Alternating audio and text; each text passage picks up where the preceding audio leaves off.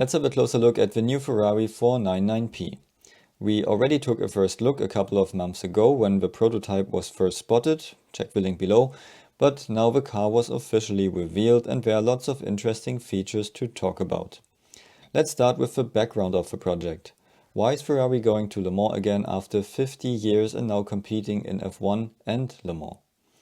In recent years, Ferrari was spending more than $400 million per Formula One season. And if you wanted to successfully compete in WEC, you would have needed the same budget. So manufacturers either did F1 or WEC, but not both. In 2021, a cost cap has been introduced to F1 with a maximum budget of $145 million per year. So suddenly Ferrari had to reduce their Formula One costs to almost 1/3 of their normal spendings. But not just Ferrari has that problem. Other teams deal with the same situation too. So teams tried to reassign development work away from their F1 operations and created projects that were high technology like F1, but are officially not F1. Like Red Bull started their new hypercar project RB17, check the link below, and Ferrari decided to join the World Endurance Championship. So experiences from these side projects could help their F1 business without being counted in the budget cap calculations. On the other hand, the Endurance Championship has become very attractive to manufacturers. You can either compete with the LMDh prototype and use lots of standardized parts, compete in North America and Le Mans, and all that for around $20 million per year. Or you compete with the LMH prototype, which allows you to design the whole car yourself, but for around $60 to $100 million per year. So compared to the past, still pretty cheap for Ferrari. If you want to know more about the new hypercar regulations, check out my other video below. So instead of firing lots of highly qualified staff from the F1 department and cancelling F1 development projects, Ferrari decided to join WEC with the LMH prototype and could move people over to this project.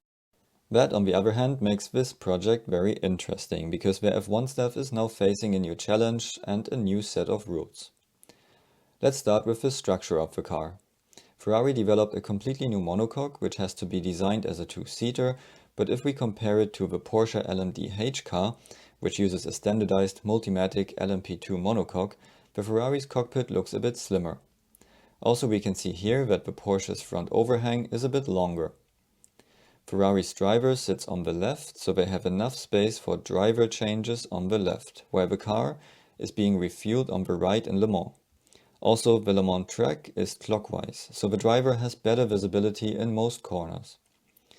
Only Audi's LMP1 cars had the driver on the right-hand side in an attempt to have faster driver changes, but then got in the way of the guy who was refueling the car. Underneath the front bodywork, the Ferrari needs a bit more space because of its front electric motor with 200 kW. It's connected to a 900 volt battery and Ferrari can use their F1 experiences here.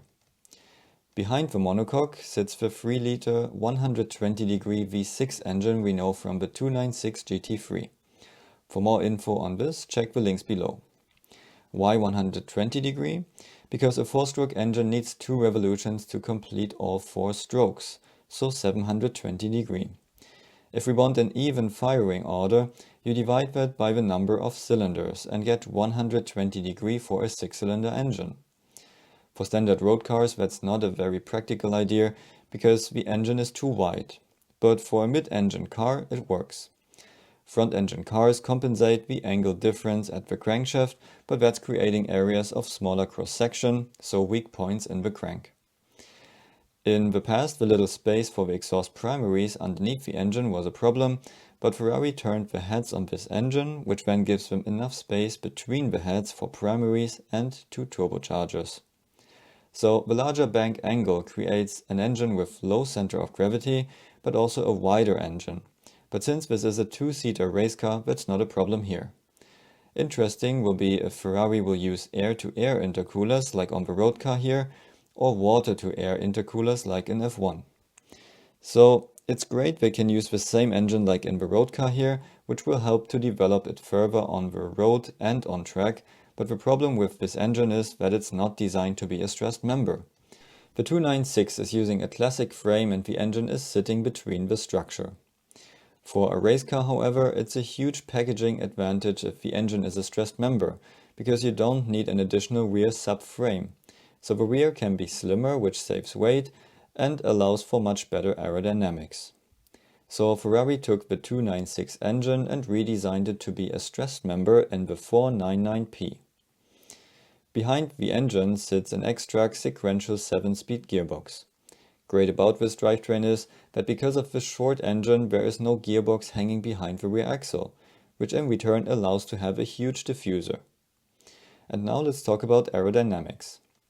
The special thing about hypercar regulations is that they don't give you geometrical restrictions like in the past, they check the result in the wind tunnel. So they give you a performance window your car has to be in. For example, the aerodynamic efficiency, so lift divided by drag, shouldn't be higher than 4. If you have more downforce, you have to add drag to your car. Maximum downforce is 5.2, minimum drag is 1. And that enables design departments to also have a go at these new hypercars and add some draggy features, like the Peugeot, which is not using a rear wing. More information below. And also Ferrari's styling center was involved in the design of the 499P. But since we know that F1 engineers are involved in this, we already knew we could expect some out-of-the-box thinking here. One feature that stands out are the little vertical fences we can see on the Ferrari. The Porsche, for example, concentrated on a smooth design and avoids separations, but the Ferrari works with lots of little vortex generators and large deflectors behind the front wheels, similar to F1. Because these F1 aerodynamicists are very familiar with vortices and know how to use them to improve performance. And here could be a little trick in the Ferrari's design. If you designed a hypercar, it will be tested by the FIA in Sauber's F1 wind tunnel for European races and in Windshear's wind tunnel in North Carolina for the North American races. Drag and downforce numbers will be measured, but as far as we know, in a straight line. Low drag is important in a straight line, but you want downforce in corners. And this is where all the little vertical fences of the Ferrari come into play. On the yaw, these fences will block the flow from streaming to the side and create higher pressure on top of the bodywork. So that's additional downforce. The fences on the doors will help to keep high pressure in the roof inlet like the competitors do, but Ferrari added 2 more fences on top of the roof scoop. In a corner, the outside one could create an inwashing vortex that helps to keep the flow attached close to the car's center line. And the vertical fences on the rear wing work the same way again as the ones at the front. They increase the pressure on top of the wing under yaw.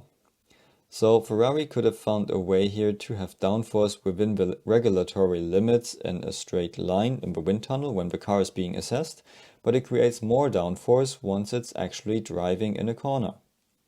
Also, the high front splitter with its curved shape tells us that this is a Ferrari. It allows lots of air underneath the car and has a fat profile to avoid separations. At the side it gets slimmer and curls down to catch the inwashing side vortex that seals the front.